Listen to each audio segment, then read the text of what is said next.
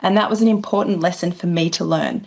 And it's made a career in technology seem like a viable possibility to me, because I think the current technology environment mirrors the experience of a growing child in lots of ways. New ideas are constantly being generated. There's an intense focus on learning something new, developing something new. And once that's achieved, the focus moves on to the next thing. And, sometimes actions are not always well planned and executed, which is one reason we have a growing need for cybersecurity practitioners. So my kids are both now at school, and I decided that retraining in the IT industry was a sensible idea. But to test the waters, I did a vocational cybersecurity course last year, and I loved it. It's given me a really good introduction into the cybersecurity field and the broader IT industry. Some of the things we covered were network security, scripting and automation, and cyber incident response. And you can see one of the Python scripts I created for the course. I had never even heard of Python before I started the course. Also, as part of the course, we were enrolled in the Cisco Networking Academy. So now I'm a student for life, which is great. We worked through some of the networking and IT modules and also used Packet Tracer to build and troubleshoot simulated networks. And on my own time, I've done an Introduction to Cybersecurity course, and I'm working my way through the Linux operating system courses. And next, I'm going to do some programming language courses, starting with Python, because that's widely used in cybersecurity. I find the Networking Academy courses are real-world focused and extremely in-depth. So they take time, but they give you so much more in-depth practice and understanding that it's really worth it. I've got more confidence working directly with settings and configurations from the command line, and it's confirmed that I'm on the right track because I'm still enjoying them. And they've helped me formulate more of an idea of what I want to do next.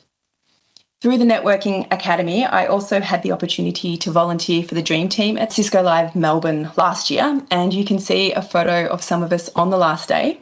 The Dream Team worked with the Network Operations Centre team and helped them physically set up and take down wireless access points that piggybacked on the existing infrastructure to provide reliable, speedy internet for thousands of people. We got hands-on experience in deciphering network maps so we could place the access points properly, and in connecting cables and testing connectivity. And that took 2 days pre-event.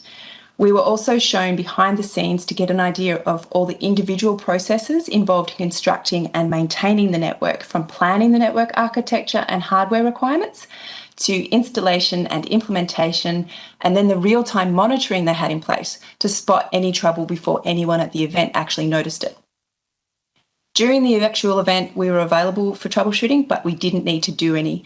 So with our free time, we were allowed to attend sessions and check out the vendor exhibits and talk to people working in so many different ways within the tech industry. And everyone we met was so friendly and welcoming. And even when timings were a little tight and a little stressful, they were still polite and calm, which was really reassuring because with my experience, I know that not all industries and workplaces prioritise a respectful and enthusiastic work environment. I'd actually love to work with the Dream Team again. The days were long, but it was really interesting. I met great people and it boosted my confidence that I'm on the right track. I can do the work and it's not a pipe dream for me to retrain in a career in technology. Thanks very much. Thanks, Liz, for sharing your personal story with us today. Your story about the bird really is going to stick with me for a very long time. It's a great lesson for all of us that the moment you doubt whether you can fly, you cease to forever be able to do it. You've let yourself grow and spread your wings. Such a powerful story and message for us all today. Thanks so much, Liz. Now I would like to introduce Sarah Cannon, an Associate Consulting Engineer at CDW. Welcome, Sarah, and thanks for joining us today. Thank you, Emma. I'm really excited to be here. Hello, my name is Sarah Cannon. I'm Associate Consultant Engineer working at CDW on the networking team. And today I wanted to talk a little bit about my life, what led me to IT as a career path, my experience working at Cisco Live on the Dream Team, and what happened after I was on the Dream Team in my IT career right now. I was born on April 21st, 1988 in California. And I come from a military family, so we moved around quite a bit when I was little. I went to 3 elementary schools, 1 middle school, and 2 high schools. So if there was one thing about my life when I was younger, it was change, and I was very used to it. But when I was 15, my mother did pass away. And unsurprisingly, it was one of the most defining moments of my life. It was that at that time that I became solely responsible for making decisions about my future. And so by the time that I got into my senior year of high school, I had a 4.1 GPA, and everybody was saying, you can do whatever you want to do. So what do you want to do? And I didn't really know because I was so young, but I heard about physical therapists helping soldiers who were returning from Iraq kind of return to function and help them if they lost a limb or something like that. And I thought it would be really interesting to do that. So I decided to be a physical therapist. And I went off to college in 2006, and I went to the University of Miami, go Canes.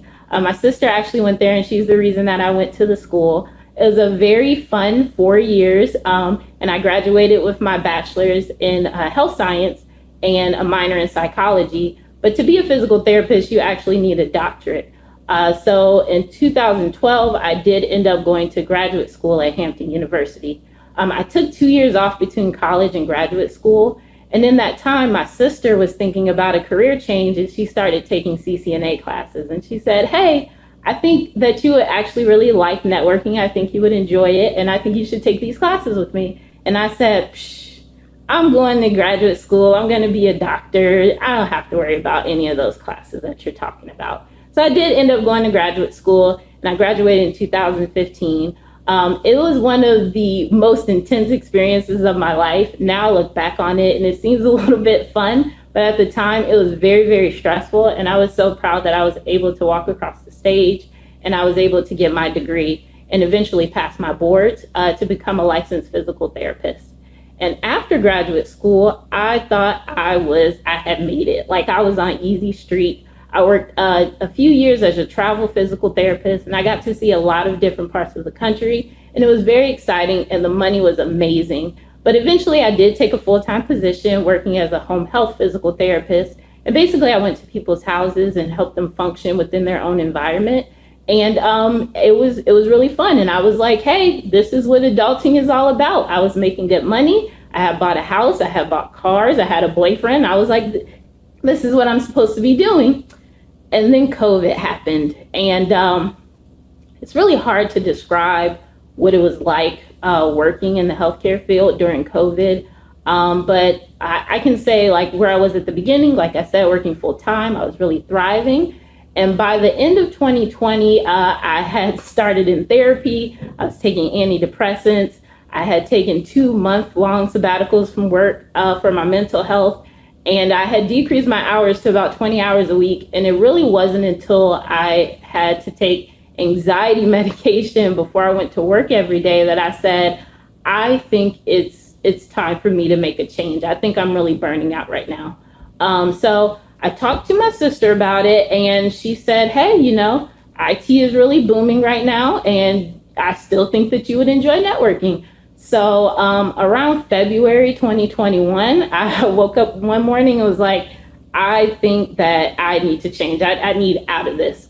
So by April, I had sold my house. I sold one of my cars, and I had moved across the country to live with my sister so that I can take some technology classes and really get into this career change that I was talking about.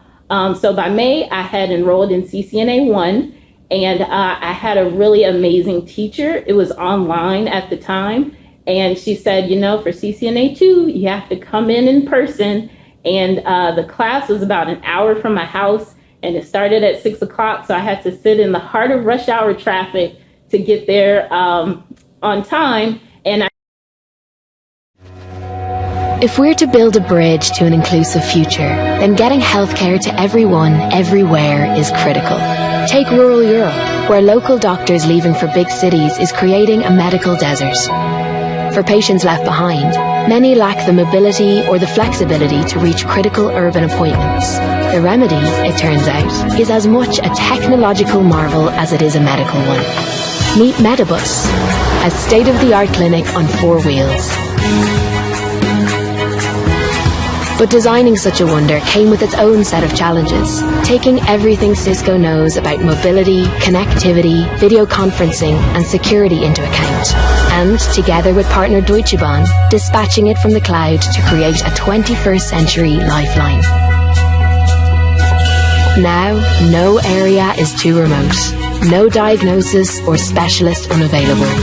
All because one company dared to wonder if the road to better healthcare could literally be the road that runs through town. That's the inclusive future. Cisco, the bridge to possible. Where will you be in 5 years? Where will we be in 5 years? In 25? In 50? Let's be here, and here, with her, and him, and they. Let's connect them. Let's connect everyone.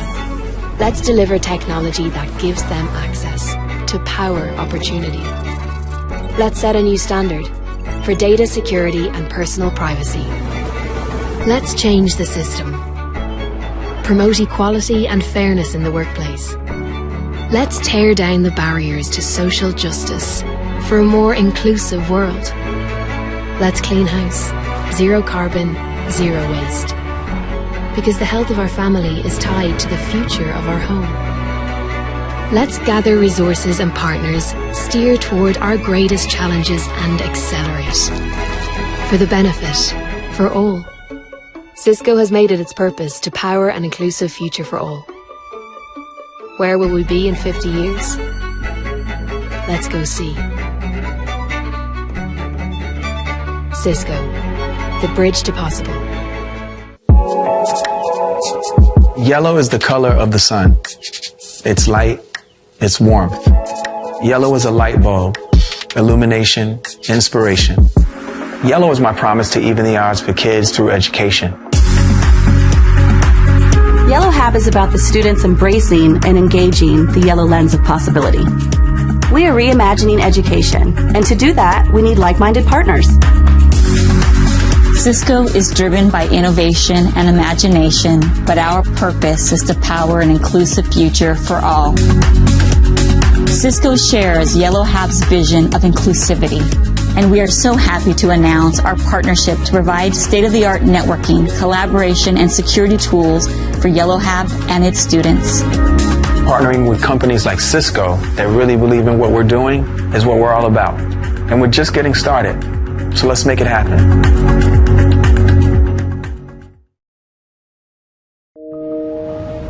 Humans and nature. We're in this together.